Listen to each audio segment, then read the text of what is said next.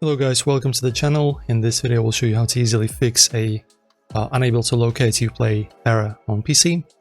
So my friends, you need to find a Ubisoft Connect shortcut. It's going to be a shortcut to our executable of our Ubisoft Connect executable file.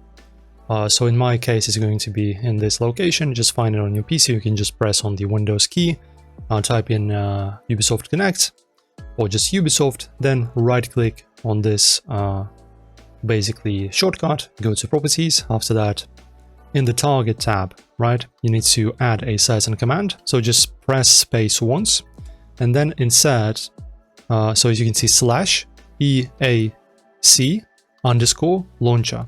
And after that, press apply, OK, and then close this window. This should fix your problem. Guys, enjoy the video. Hopefully it helps you out. I know it's a frustrating thing to have, but hopefully it helps. Guys, enjoy the video, like and subscribe. See you very soon.